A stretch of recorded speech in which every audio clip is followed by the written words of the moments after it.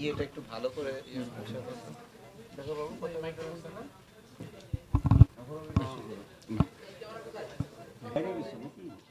এটা গুলির লেগে ওই যে ভিতরে একদম লিভারে চলে গেছে, একদম ভিতর দিয়ে এটা বের করা যাচ্ছে লিভারে চলে গেছে, রিস্ক হয়ে যায়, ডায়াফ্রাম কেটে ঢুকতে হবে।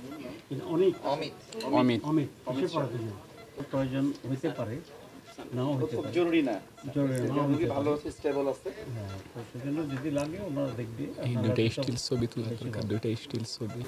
অমিত তার আম্মা, ওর আম্মার নাম হচ্ছে মনিকা এবং ওর বাবা আপনার কি মাধব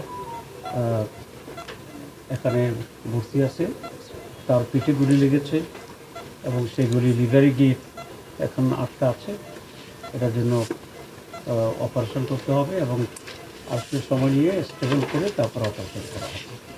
আমি তার পিতামাতা এবং অমিতকে কৃতজ্ঞতা জানাই যে এই দেশের মানুষের মুক্তির সংগ্রামে আন্দোলনে সত্যত সাহসিকতার সাথে ভূমিকা পালন করছে এবং গুলিবিদ্ধ হয়েছে। একটি বড় ধরনের একটি সত্যকে প্রতিষ্ঠা করেছে যে এই আন্দোলন, এই সংগ্রাম, এই লড়াইটি কোনো একটি সম্প্রদায়ের লড়াই ছিল না, এটা সকল মানুষের লড়াই ছিল। এখানে মুসলমান ছেলেরা এবং মানুষ যেভাবে অংশগ্রহণ করেছে, আহত হয়েছে, নিহত হয়েছে, একইভাবে হিন্দু সম্প্রদায়ের লোকেরও এই সংগ্রামে একাত্ম ছিল এবং মাঠে ভূমিকা রেখেছে, গুলিবিদ্ধ হয়েছে এবং আমি জানি কয়েকজন হিন্দু ছাত্র এই আন্দোলনে নিহত হয়েছে। এটা দ্বারা এটাই প্রমাণ করে যে বাংলাদেশে হিন্দু মুসলমানদের কোনো ইস্যু ছিল না, এটা সর্বস্তরের সকল মানুষের ইস্যু ছিল।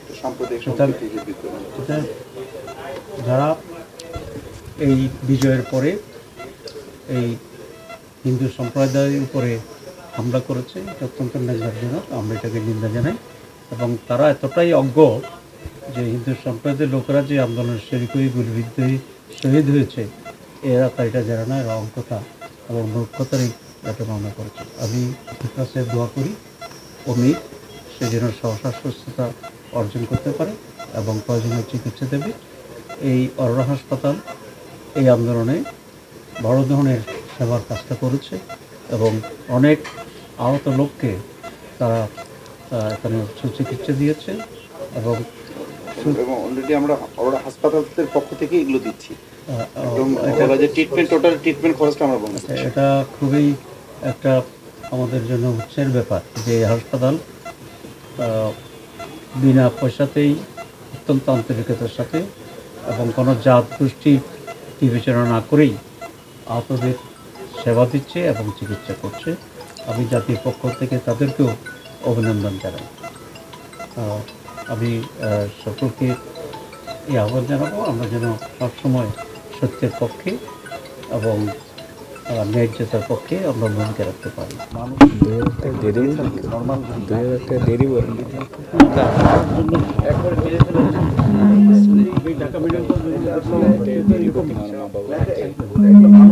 মানবতা বিরোধী